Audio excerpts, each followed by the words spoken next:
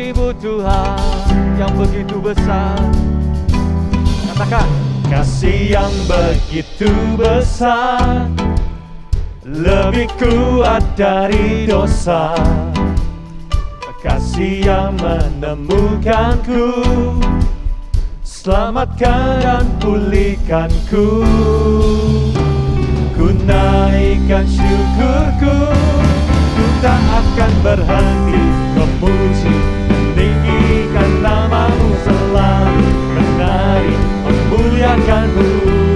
Dibebaskan, dibangkitkan, hidup yang Kau dan kini hanya untuk-Mu. oh haleluya, haleluya. Kami memuji Kau Tuhan. Terima kasih Tuhan.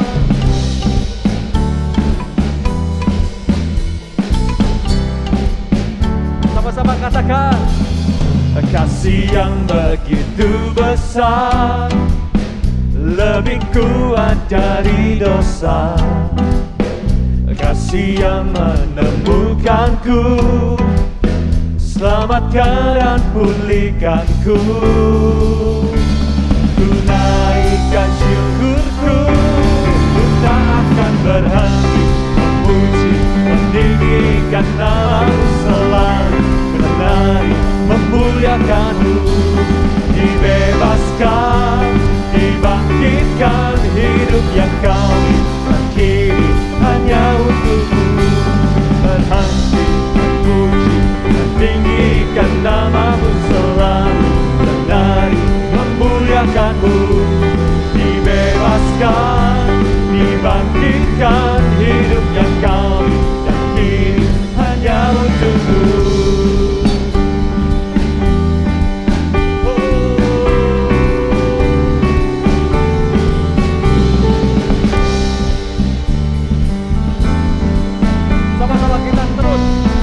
Tangan buat Allah kita.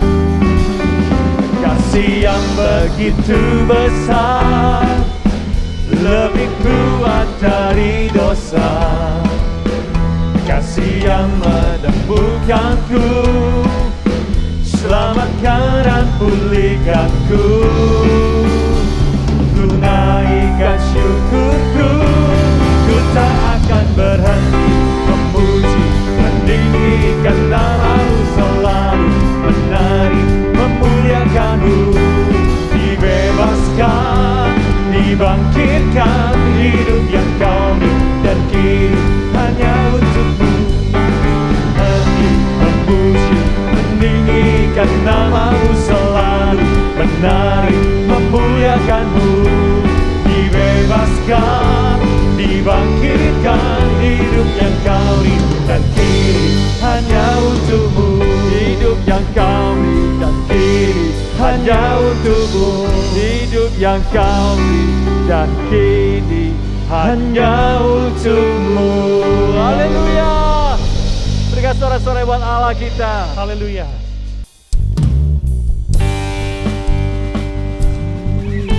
Engkau Bapa kami Tuhan yang sangat mengenal akan setiap pribadi kami Yesus. Kami bersyukur memiliki Allah yang sangat seperti Engkau Yesus. Terima kasih Tuhan, terima kasih Tuhan. Biarlah Tuhan di kesempatan saat ini Tuhan, kami ingin memuji dan membesarkan nama-Mu. Terima kasih Yesus. Bapa, Engkau mengenalku lebih dari siapapun. Engkau tahu ceritaku dan isi hatiku. Tak peduli masa lalu, Engkau tetap memilihku. Ubahkanku, sempurnakan, cari karya yang indah. Kini aku percaya percaya, tiada yang mustahil bagiku. Kuasa-Mu kuatkanku, dasarku berharap. Kiri aku berserah pada rancangan-Mu bagiku. Ku ikuti panggilan-Mu, ku kan setia sampai akhir hidupku. Ini janji kami Tuhan, kami mau setia mengiring Engkau. Bapa, Engkau mengenalku lebih dari siapapun. Engkau tahu ceritaku dan isi hatiku. Tak peduli masa lalu, Engkau tetap memilihku. Ubahkanku, sempurnakan, jadi karya yang indah. Sambil angkat tanganmu katakan sama-sama. Kini aku percaya, tiada yang mustahil bagimu. Kuasa-Mu kuatkanku, Dasar kami berharap, dasarku berharap. Kini aku berserah pada rancangan-Mu bagiku. Ku ikuti panggilan-Mu, ku kan setia sampai akhir hidupku. ini aku Tuhan. Haleluya, haleluya. Terima kasih Yesus. Kini aku percaya, tiada yang mustahil bagimu. Kuasa-Mu kuatkanku, dasarku berharap. Kini aku berserah pada rancangan-Mu bagiku. Ku ikuti panggilan-Mu, ku kan setia sampai akhir hidup. Ku ikuti panggilan-Mu, ku kan setia sampai akhir hidup. Ku ikuti panggilan-Mu, ku kan setia sampai akhir hidupku.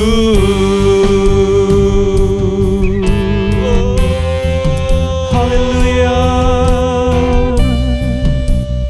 Terima kasih Yesus.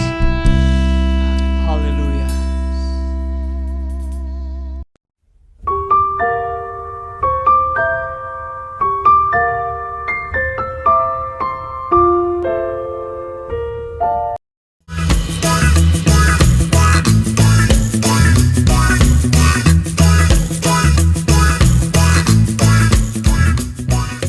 Shalom anak-anak semua, kembali kita mendapatkan kesempatan untuk belajar kebenaran firman Tuhan. Dan kali ini kita akan belajar satu tema firman Tuhan, yaitu Elia ke Gunung Horeb. Sebelum kita dengar dan belajar firman Tuhan, mari kita berdoa terlebih dahulu. Kita minta hikmat, pimpinan, penyertaan, dan kemampuan untuk mengerjakan dan melakukan dalam kehidupan kita semua. Tuhan Yesus, terima kasih buat kesempatan yang Kau berikan buat setiap kami untuk kembali belajar kebenaran firman-Mu, khususnya tentang Elia ke Gunung Horeb. Tuhan, berikan kemampuan, berikan kecakapan, serta berikan hikmat-Mu, sehingga kami boleh menangkap apa yang menjadi isi hati-Mu untuk kami kerjakan dan lakukan di dalam hidup kami, sehingga hidup kami boleh menyenangkan bahkan berkenan kepada Tuhan. Oleh karena itu Tuhan, urapi setiap kami Tuhan dengan kuat kuasa-Mu, dengan hikmat akal budi dari Tuhan, sehingga setiap kami dimampukan untuk mengerjakan, melakukan firman-Mu. Terima kasih Tuhan, terima kasih. Kami buka hati kami buka hidup kami untuk Engkau isi dengan kebenaran firman-Mu, urapan-Mu atas hidup kami. Dalam nama Tuhan Yesus kami terima firman-Mu. Amin. Anak-anak, oleh karena kasih karunia Tuhan, kembali kita belajar kebenaran firman Tuhan, yaitu tentang Elia ke Gunung Horeb. Ayatnya tercatat di dalam 1 Raja-Raja 19 ayat 1 sampai 8, tetapi kita tidak akan baca semuanya. Nanti anak-anak selepas daripada kita mendengar firman Tuhan, anak-anak bisa baca dengan komplit dan secara keseluruhan. Kita akan baca di dalam 1 Raja-Raja 19 ayat 7 dan 8. Tetapi malaikat Tuhan datang untuk kedua kalinya dan menyentuh dia serta berkata, "Bangunlah, makanlah, sebab kalau tidak perjalananmu nanti terlalu jauh bagimu."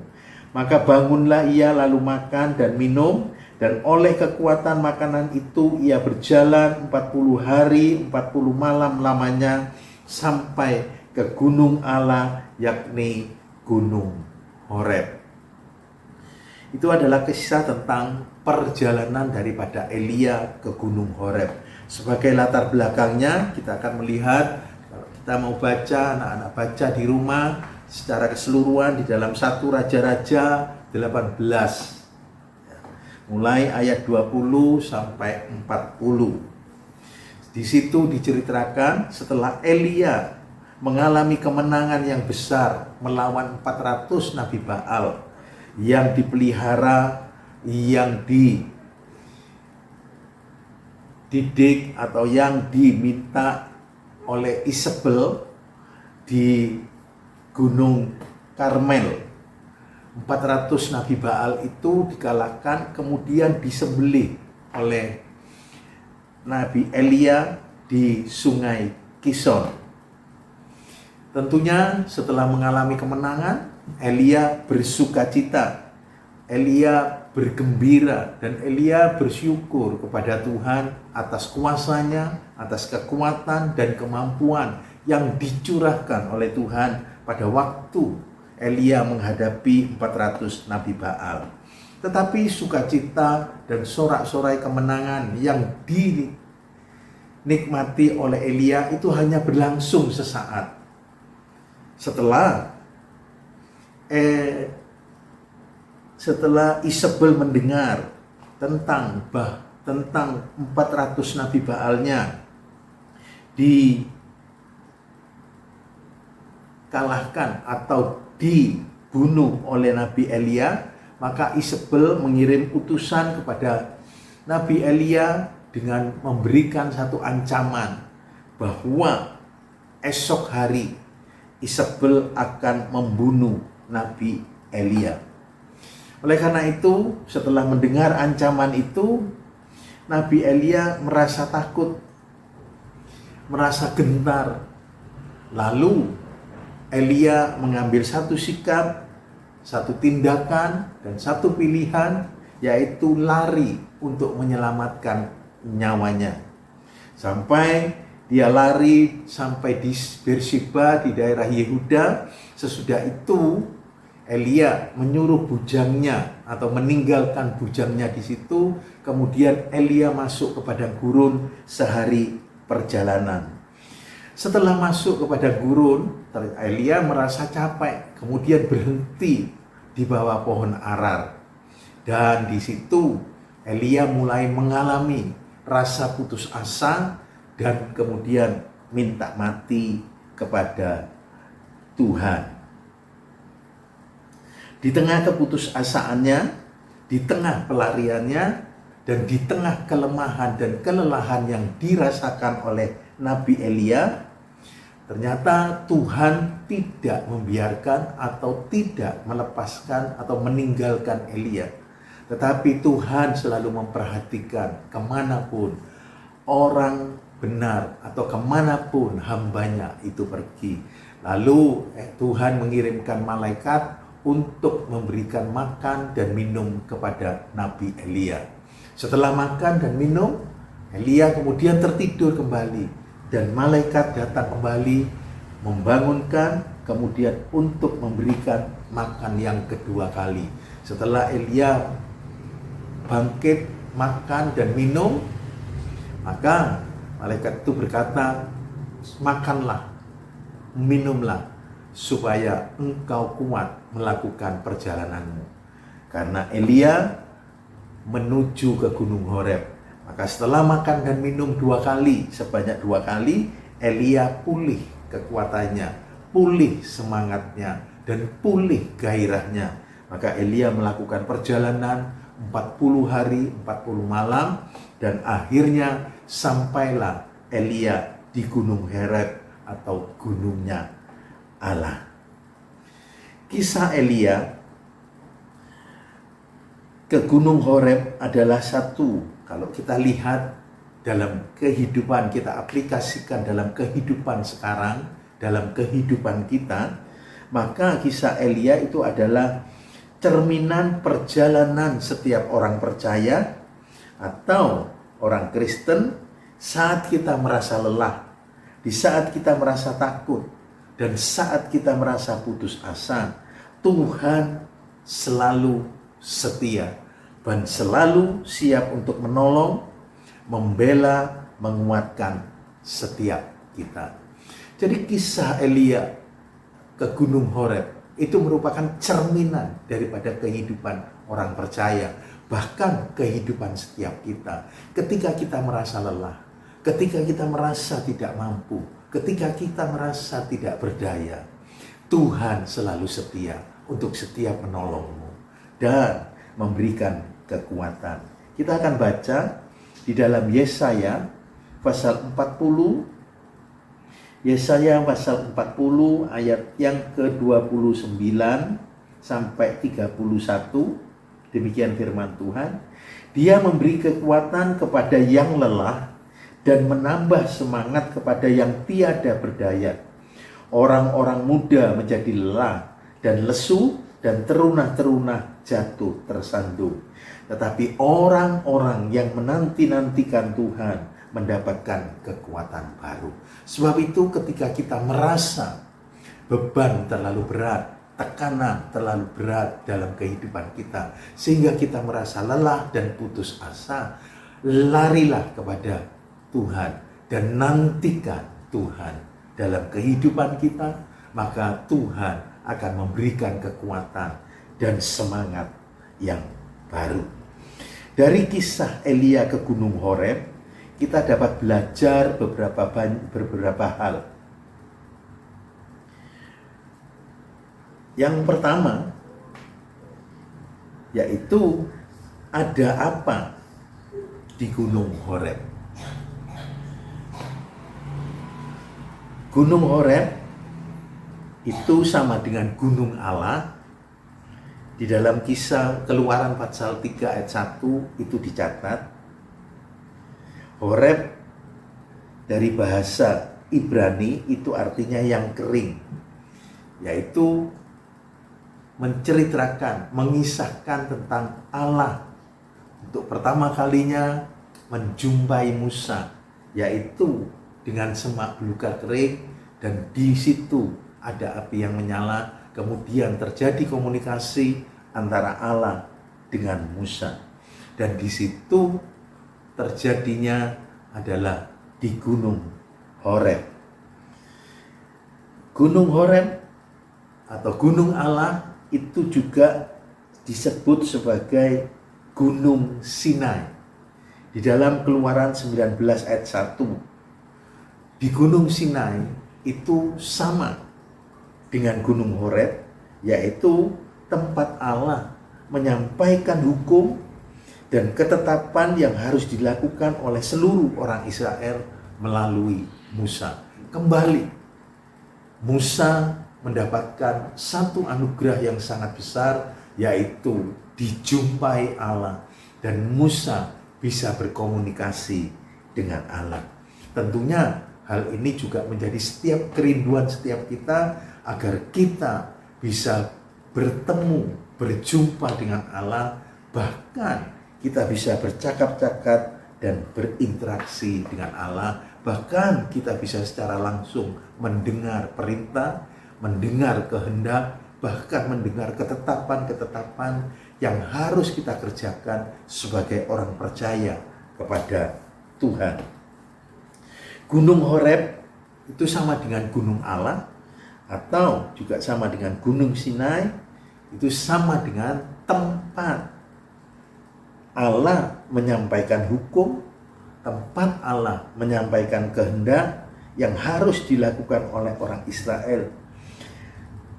Dan Allah selalu hadir di Gunung Horeb, di Gunung Sinai atau gunungnya Allah. Di dalam Keluaran, kita baca pasal 19, Keluaran pasal 19 ayat yang ke-18 dikatakan, Gunung Sinai ditutupi seluruhnya dengan asap karena Tuhan turun ke atasnya dalam api. Asapnya membumbung seperti asap dari dapur, dan seluruh gunung itu gemetar dengan amat sangat. Waktu Allah mau menyampaikan pemberian hukum, ketetapan kepada Musa, maka Allah turun dan hadir di Gunung Sinai. Di dalam Ulangan pasal 33 ayat yang kedua dikatakan, 33 ayat yang kedua dikatakan, berkatalah ia, Tuhan datang dari Sinai dan terbit kepada mereka dari Seir. Ia tampak bersinar dari pegunungan Paran dan datang dari tengah-tengah puluhan ribu orang yang kudus. Di sebelah kanannya tampak kepada mereka api yang menyala. Jadi Gunung Sinai, Gunung Horeb itu adalah tempat kehadiran Allah untuk orang-orang perjanjian lama atau untuk orang-orang dalam generasi Musa. Terus bagaimana dengan setiap kita? Bagaimana dengan kita sekarang sebagai orang-orang percaya? Orang-orang perjanjian baru. Apa yang harus kita lakukan untuk mengalami kehadiran Allah, untuk mengalami perjumpaan dengan Allah? Apakah kita harus pergi ke Gunung Horeb, atau apakah kita harus pergi ke Gunung Sinai? Tidak perlu itu dilakukan dan dikerjakan saat sekarang ini. Bagi kita semua, bagi kita sekarang, setiap kita saat ini bisa mengalami kehadiran Allah, bisa berbicara dengan Allah, bisa mendengar suara Allah, yaitu melalui apa? Melalui pujian dan penyembahan kita kepada Allah. Oleh karena itu, dalam setiap kehidupan kita sebagai orang percaya, anak-anak, miliki waktu untuk memuji, waktu untuk masuk di dalam penyembahan kepada Tuhan. Kita agungkan, kita tinggikan, dan kita besarkan serta kita puja-puji Allah dalam kehidupan kita. Dan juga melalui apa? Melalui doa-doa yang kita naikkan. Dan melalui pembacaan dan perenungan akan firman Tuhan setiap hari dalam kehidupan kita. Oleh karena itu adalah hal yang sangat penting dan merupakan satu keharusan, bahkan kewajiban yang harus dilakukan, yang harus dikerjakan oleh orang-orang percaya, khususnya kita, yaitu membaca dan merenungkan firman Tuhan setiap hari. Karena apa? Karena firman Tuhan itu adalah Allah sendiri. Karena firman Tuhan itu Allah berbicara di dalamnya. Karena melalui firman Tuhan Allah hadir di dalam kehidupan kita. Oleh karena itu anak-anak semua harus betul-betul memberikan waktu dan memberikan prioritas kepada dalam kehidupan kita, yaitu untuk membaca, untuk merenungkan, bahkan untuk memuji dan menyembah Allah di dalam doa. Di dalam Yohanes pasal 1 ayat 1 kita tahu, Yohanes pasal 1 ayat 1 dikatakan bahwa pada mulanya adalah firman, firman itu bersama-sama dengan Allah, dan firman itu adalah Allah. Jadi firman itu adalah Allah. Di dalam ayat yang ke-14 dikatakan, firman itu telah menjadi manusia dan diam di antara kita, dan kita telah melihat kemuliaannya, yaitu kemuliaan yang diberikan kepadanya sebagai anak tunggal Bapa, penuh kasih, karunia, dan kebenaran. Kemuliaan yang diberikan kepada anak tunggal Bapa. Siapa itu? Yaitu Yesus Kristus yang kita sembah dan yang kita puja. Jadi firman itu menjadi anak manusia, yaitu Yesus. Dan kemuliaan Bapa ada di dalam hidupnya. Sebab itu kalau kita suka membaca dan merenungkan firman, maka firman Tuhan itu akan tinggal dalam hati kita, dan kita akan tinggal di dalam Allah, yaitu di dalam Yesus Kristus. Maka kemuliaan Allah juga ada di dalam hidup kita, sehingga setiap saat, setiap hari, setiap waktu kita bisa merasakan dan mengalami kehadiran Allah. Bahkan kita bisa bercakap-cakap dengan intens dengan Allah dalam kehidupan kita. Itu adalah hal yang sangat luar biasa, dan biar itu menjadi kerinduan kita. Jadi ada apa di Gunung Horeb? Di Gunung Horeb itu ada kehadiran Allah. Di Gunung Horeb ada berbicara atau komunikasi dengan Allah. Di Gunung Horeb itu ada Allah. Dan Gunung Horeb sekarang buat setiap kita, yaitu orang-orang perjanjian baru, yaitu firman Tuhan. Firman Tuhan yang kita baca, yang kita renungkan, yang kita terima, dan yang kita pahami. Juga dalam pujian dan penyembahan kepada Allah.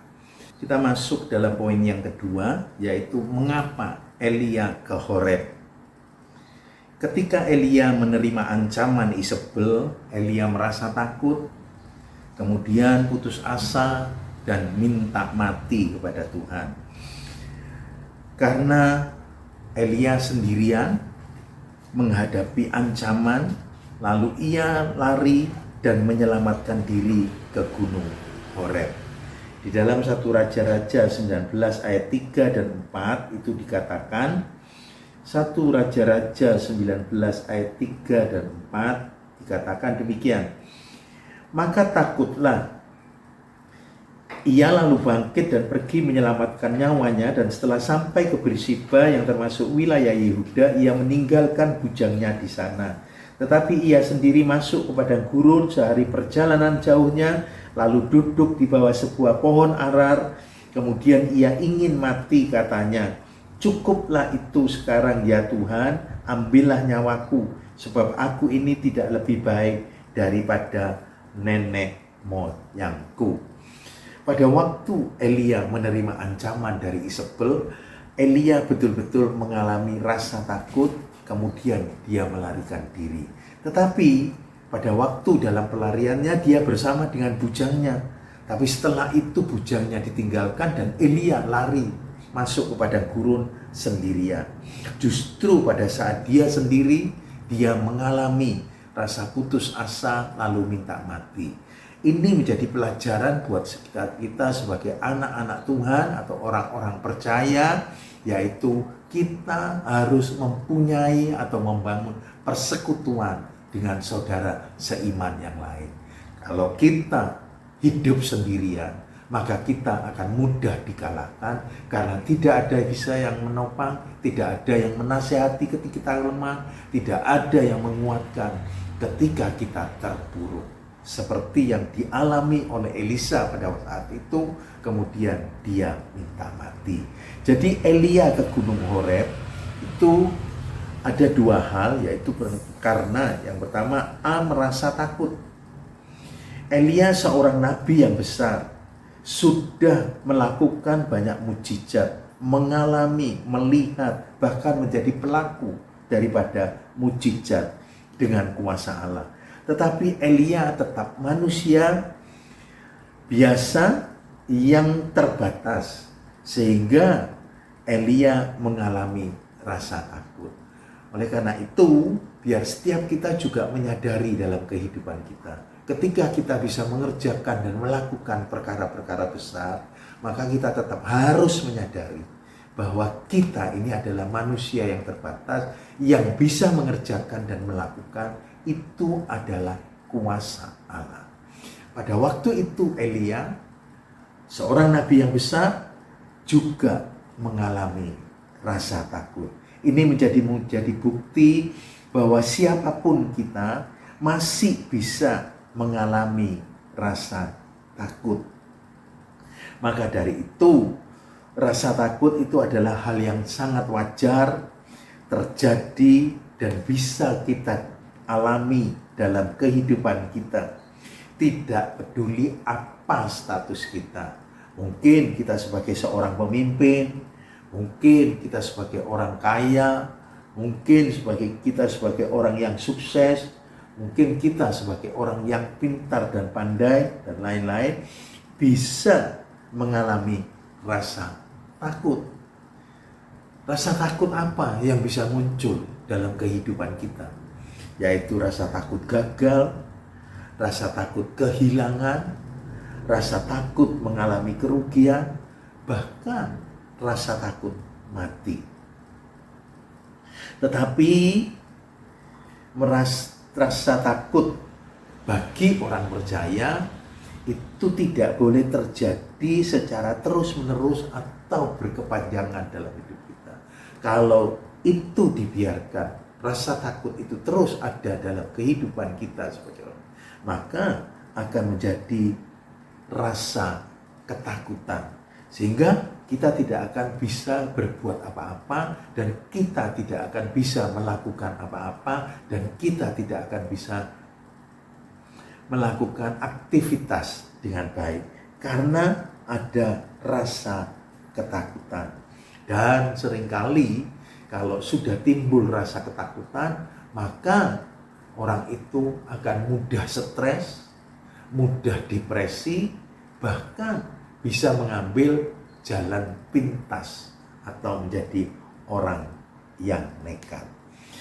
Oleh karena itu, setiap kita harus betul-betul menyadari sebagai orang percaya bahwa Allah tidak memberikan roh atau rasa takut dalam kehidupan kita, tetapi Allah memberikan kekuatan, keberanian dengan rohnya yang dicurahkan, yang diberikan dalam hidup kita. Di dalam 2 Timotius 1 ayat yang ke-7 demikian firman Tuhan, sebab Allah memberikan kepada kita bukan roh ketakutan, melainkan roh yang membangkitkan kekuatan, kasih, dan ketertiban.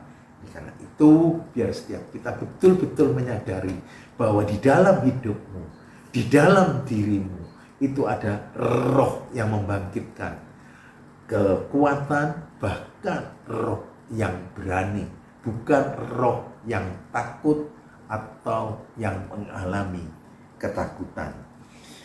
Sebab itu apapun yang terjadi di dalam kehidupan kita sebagai orang percaya harus kita hadapi dengan berani, karena ada Allah yang akan menjadi penolong, yang akan menjadi pembela, dan yang akan terus menjamin kehidupan kita. Karena Allah itu dapat kita andalkan. Di dalam Mazmur 23 ayat 1-6 itu adalah Mazmur yang sangat terkenal bahwa Dia adalah gembala. Dia akan membimbing kita, Dia akan membaringkan kita di padang rumput yang jauh. Itu sebagai jaminan dalam hidup kita. Makan minum kita terjamin. Dan itu pasti Tuhan kerjakan dan lakukan. Oleh karena itu, biar setiap kita betul-betul menyadari bahwa Allah yang kau sembah, Allah yang kau puja dan Allah yang kau percayai, itu adalah Allah yang setia dan yang tidak pernah ingkar janji. Sekalipun sebagai orang percaya, Allah tidak pernah menjamin bahwa kehidupan kita akan bebas dari masalah, bebas dari tekanan, ataupun bebas dari ancaman. Seperti di dalam Mazmur 34 ayat yang ke-10, Mazmur 34 ayat yang ke-20 dikatakan, kemalangan orang benar banyak, tetapi Tuhan melepaskan dia dari semuanya itu. Sekalipun kita bisa mengalami masalah, persoalan, tekanan, dan ancaman dalam hidup, tetapi kalau engkau mengandalkan Allah, kalau Allah ada di dalam hidupmu dan hidupmu ada di dalam Allah, maka kemalangan, kesulitan, kesukaran apapun juga bisa kita lalui karena Allah yang akan melepaskan dari hidup kita. Ketika rasa takut itu timbul dalam hati atau dalam kehidupan kita, kita harus mengambil tindakan atau mengambil sikap yang tepat, yaitu mencari Tuhan dengan sungguh-sungguh, kemudian berdoa dan berpuasa, kita periksai kehidupan kita, dan kemudian kita masuk di dalam penyembahan dan pujian kepada Tuhan. Kemudian ketika mengakui kuasa Tuhan dan mengandalkan Tuhan. Dan yang keempat yaitu dengan mata yang tertuju atau terus fokus kepada Allah, maka kita akan mengalami kemenangan yang besar dalam hidup kita. Sebagai contoh, di dalam 2 Tawarikh pasal 20, kita baca ya. 2 Tawarikh pasal 20 ayat 12 sampai 13 dikatakan demikian. Ya Allah kami, tidakkah Engkau akan menghukum mereka? Karena kami tidak mempunyai kekuatan untuk menghadapi laskar yang besar ini yang datang menyerang kami. Kami tidak tahu apa yang harus kami lakukan, tetapi mata kami tertuju kepadamu. Sementara itu seluruh Yehuda berdiri di hadapan Tuhan, juga segenap keluarga mereka dengan istri dan anak-anak mereka. Orang Yehuda, suami, istri, dan anak-anak dengan bersehati menyembah, memuji, dan mencari Tuhan, serta matanya tertuju kepada Allah ketika mengalami atau menghadapi ancaman musuh yang sangat besar. Waktu itu yang sebagai raja adalah Yosafat. Musuh yang datang itu dari 3 suku bangsa atau 3 kerajaan dengan kekuatan yang sangat besar, sehingga pada waktu itu Yosafat juga mengalami ketakutan, tetapi kemudian dia memutuskan untuk mencari Allah, bukan lari dari Allah, lari dari masalah, tetapi mencari Allah. Dan akhirnya Yosafat mengalami kemenangan. Karena itu rasa takut itu wajar, tetapi yang tidak boleh ada dan timbul dalam hati kita, yaitu rasa ketakutan. Yang B, Mengapa Elisa ke Gunung Horeb? Yang B yaitu karena putus asa lalu minta mati. Elia lari dari ancaman Isabel awalnya karena rasa takut, lalu merasa putus asa, sehingga Elia minta mati kepada Tuhan. Pada saat itu Elia lupa bahwa Allah yang dia layani dan yang ia sembah itu adalah Allah yang hidup dan berkuasa. Elia lupa ketika masalah, ancaman, dan tekanan itu datang, tidak lari kepada Allah, tidak sujud di hadapan Allah, justru lari ke padang gurun, kemudian mengalami putus asa.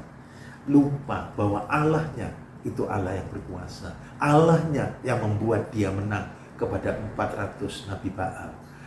Juga kalau Elia tetap lari kepada Allah, mengandalkan Allah waktu itu, menghadapi ancaman Isabel, maka ancaman itu juga akan bisa dilalui dengan baik. Oleh karena itu dalam kehidupan ini yang terjadi kepada Elia bisa juga terjadi di dalam kehidupan kita. Yaitu ketika kita menghadapi masalah, ketika kita menghadapi tekanan, ketika kita menghadapi ancaman, lalu merasa tidak mampu menghadapi, sehingga kemudian menyerah. Arti kata menyerah yaitu tidak berbuat apa-apa ketika menghadapi masalah, tidak berusaha apa-apa ketika tekanan dan ancaman itu datang, dan dalam hatinya atau dalam pikirannya berkata apapun yang akan terjadi biar terjadilah. Itu menyerah. Itu yang ada di dalam kehidupan Elia. Tapi jangan ada dan muncul dalam hati kita ancaman, tekanan, bagaimanapun juga, jangan membuat kita menyerah. Tetapi yang harus kita kerjakan sebagai orang percaya, jangan menyerah, tetapi berserahlah kepada Allah. Orang yang berserah itu berarti mempercayakan hidupnya kepada Tuhan, mengandalkan Tuhan, mengakui kuasa Tuhan yang besar dan yang tidak pernah gagal di dalam menolong, melepaskan, dan melakukan segala perkara.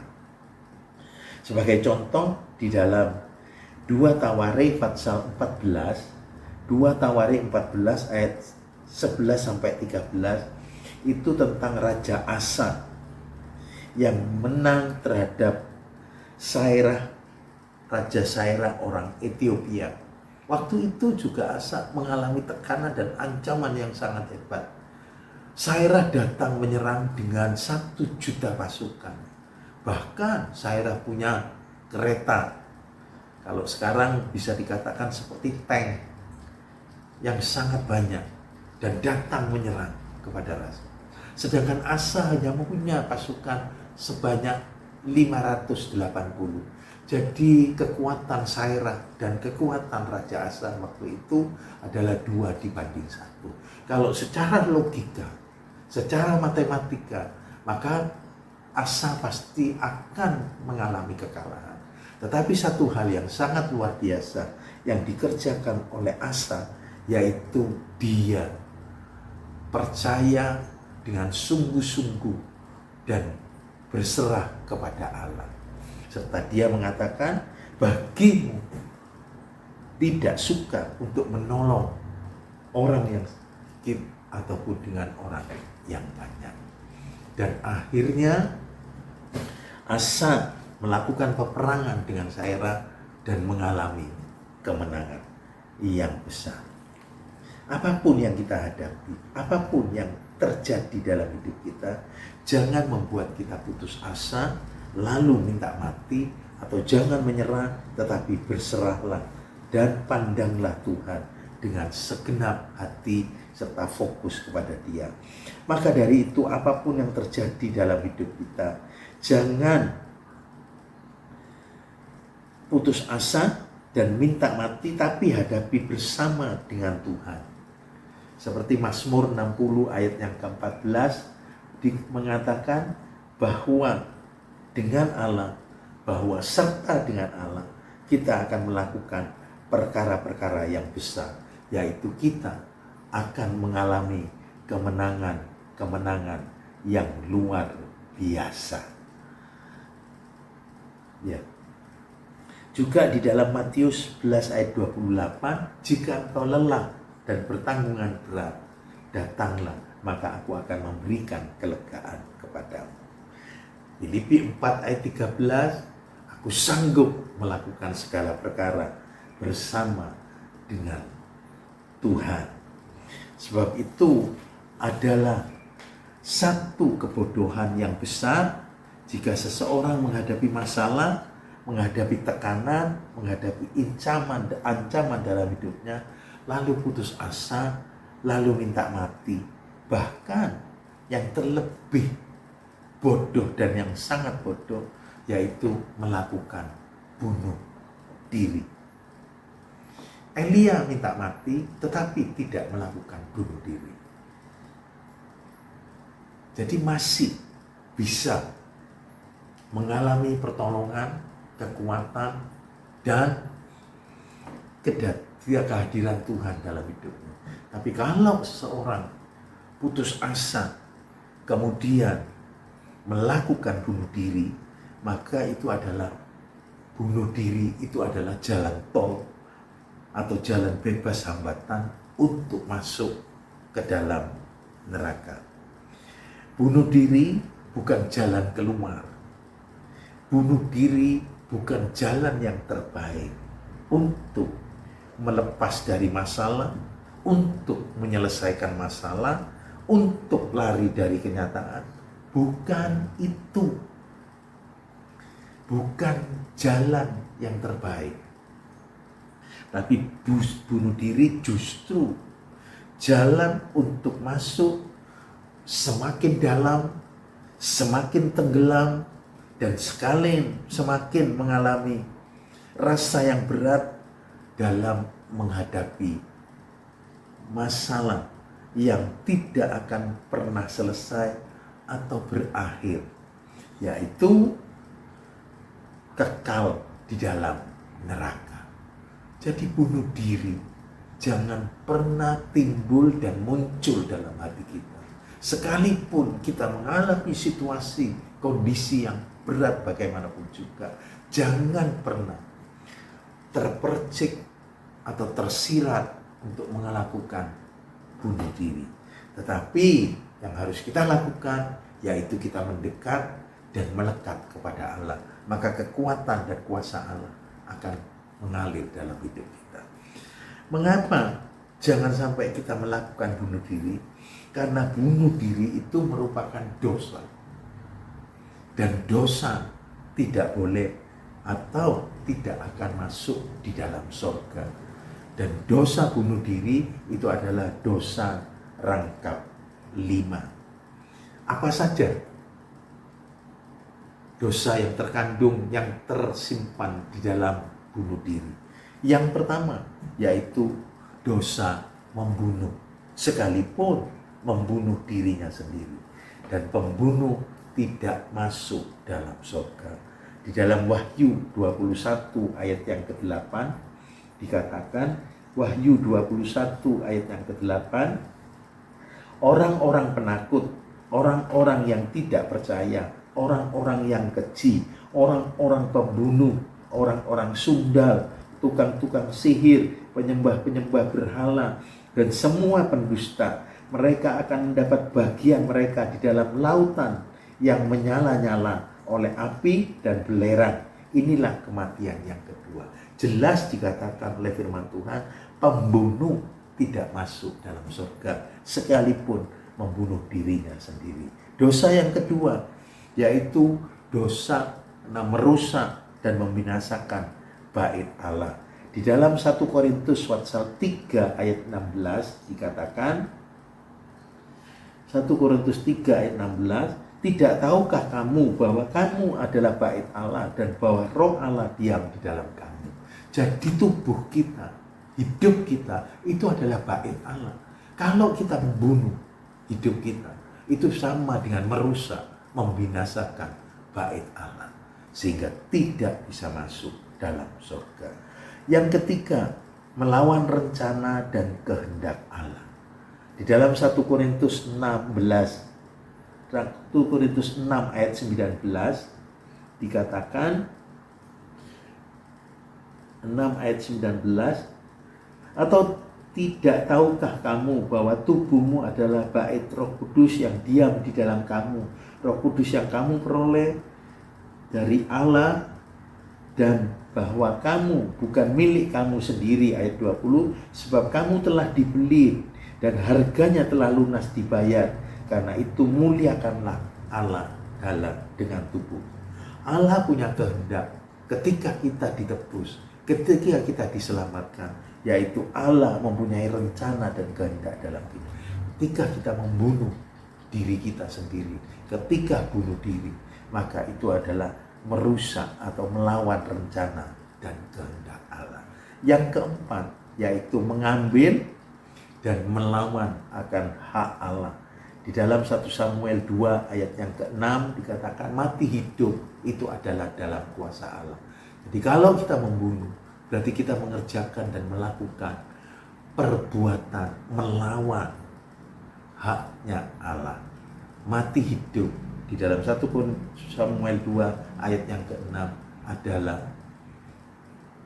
di tangan Allah. Dan yang kelima, yaitu tidak mau bertobat.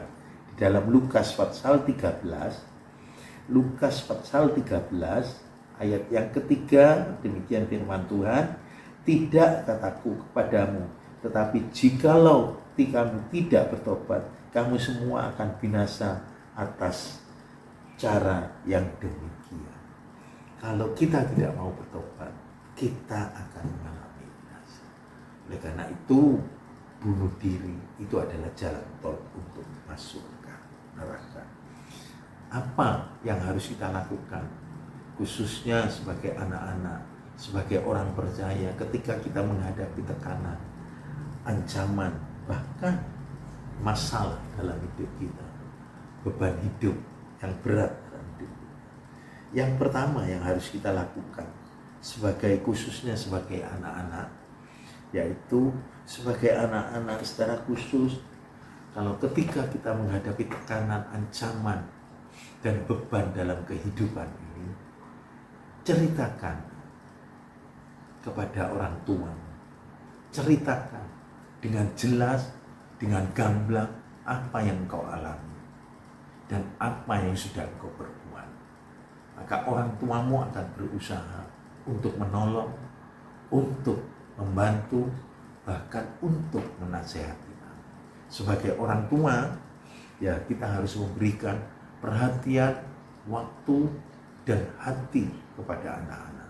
Yang kedua, yang harus kamu lakukan sebagai anak-anak, yaitu ceritakan kepada pemimpin-pemimpin, baik pemimpin sekolah minggu, gembala-gembala kecil, bahkan juga kepada guru-guru SM, di mana engkau ikut bergabung dalam SM itu. Ceritakan, jangan takut. Guru-gurumu, pemimpin-pemimpin sekolah minggu akan menolong, akan memberikan jalan keluar, akan memberikan nasihat kepadamu. Yang ketiga, yaitu ketika engkau menghadapi tekanan, ancaman, dan beban hidup yang berat, jangan menyendiri atau menutup diri, tetapi bangun, harus bersekutu dengan yang lain.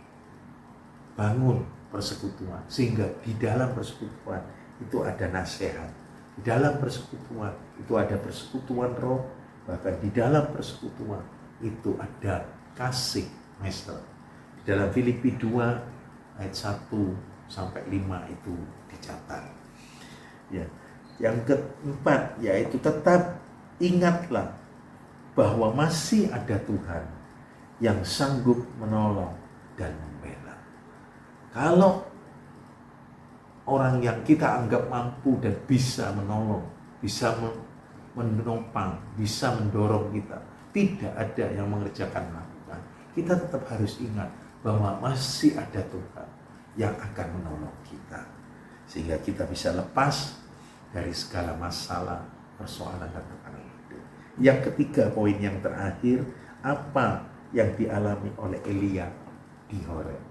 Apa yang dialami oleh Elia di Horeb?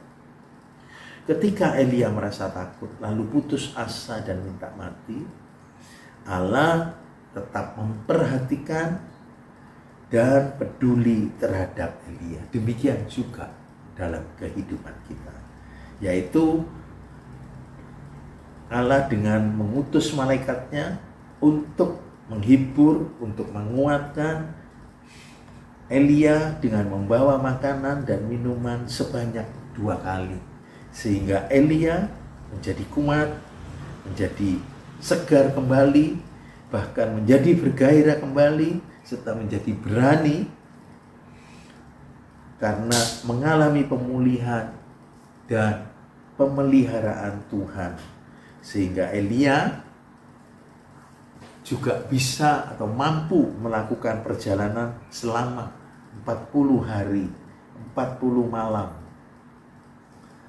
40 hari, 40 malam sampai di Gunung Horeb atau gunungnya Tuhan.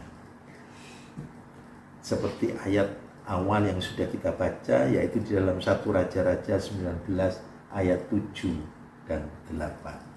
Jadi yang dialami oleh Elia di Gunung Horeb, yaitu Elia mengalami pemulihan dan Elia juga mengalami kekuatan Allah serta pemeliharaan Allah yang sangat luar biasa dalam hidupnya. Pemulihan terjadi bisa kita alami kalau kita semua itu hidup dalam firman, dan firman Tuhan itu hidup dalam kehidupan kita. Itu tertulis di dalam Yohanes 15 ayat yang ke-7, sehingga kita akan tetap kuat, kita akan tetap semangat, bahkan dan kita akan bisa terus mengerjakan apa yang menjadi rencana Tuhan dalam kehidupan kita. Di dalam Yeremia pasal 29 ayat yang ke-11 dikatakan demikian, sebab aku ini mengetahui rancangan-rancangan apa yang ada padaku mengenai kamu, demikianlah firman Tuhan, yaitu rancangan damai sejahtera dan bukan rancangan kecelakaan, untuk memberikan kepadamu hari depan yang penuh harapan. Tuhan menyediakan hari depan yang penuh harapan dalam hidup. Sebab itu ketika ancaman, tekanan, dan beban hidup yang berat melanda atau kita alami dalam hidup ini, yakinlah bahwa Tuhan tetap punya rencana yang indah dan menyediakan masa depan yang gemilang dalam hidup kita. Seperti halnya yang dialami oleh Elia setelah mengalami pemulihan dan kekuatan, maka Tuhan memberikan atau mengutus Elia untuk kembali melayani Allah dalam hidupnya, yaitu Elia harus mengurapi 3 orang yang harus dikerjakan dan dilakukan oleh Elia, dan itu bisa dikerjakan kembali oleh Elia. Ya. Oleh karena itu, biar setiap kita betul-betul menyadari bahwa Allah itu Maha Kuasa, Allah itu Maha Hadir, dan Allah itu selalu peduli dalam hidup kita. Kesimpulannya, datanglah ke Gunung Horeb atau hiduplah di dalam firman Tuhan atau firman Allah ketika menghadapi masalah, ketika menghadapi tekanan, ketika menghadapi ancaman. Jangan takut, jangan putus asa, tetapi hadapi bersama Tuhan. Kita akan berkemenangan. Jadi Gunung Horeb, ke Gunung Horeb itu berarti kehadiratnya Allah atau ke tempatnya Allah berada. Amin. Kita akan berdoa. Tuhan Yesus, terima kasih buat kebenaran firman-Mu yang mengajarkan dan memberikan contoh-contoh dalam kehidupan kami untuk kami kerjakan dan lakukan. Dan ada hal-hal yang tidak perlu kita kerjakan dan lakukan dalam hidup ini melalui kehidupan Elia, yaitu Elia ke Gunung Horeb. Sekalipun pada awalnya Elia mengalami rasa takut, rasa cemas, bahkan putus asa, tetapi Engkau tetap menolong dan Engkau tetap membela dan mempedulikan dengan memberikan makan dan minum, sehingga Elia menjadi kuat dan menjadi pulih. Demikian juga dalam kehidupan kita. Ketika kami mengalami masalah, persoalan, dan tekanan dalam hidup ini, kami akan datang ke Gunung Horeb atau masuk tenggelam dengan membaca, merenungkan, serta bersekutu dengan Engkau di dalam kehidupan kami. Sehingga kami akan menjadi kuat, kami akan menjadi gagah perkasa, bahkan kami akan mengalami kemenangan. Terima kasih Tuhan. Terima kasih Tuhan memberkati para orang tua kami yang telah membimbing, memelihara, bahkan menjaga kami sebagai wakil-Mu di dalam dunia ini. Berkati Tuhan segala usaha pekerjaannya, khususnya berkati dalam kehidupan rohnya, sehingga kami boleh bersama-sama sebagai satu keluarga yang utuh untuk datang menyembah, memuji, dan mengagungkan Engkau di dalam kehidupan. Terima kasih Tuhan, terima kasih semua yang mau merenungkan, membaca, bahkan tenggelam dalam firman dan hadirat Tuhan. Katakan bersama-sama, amin.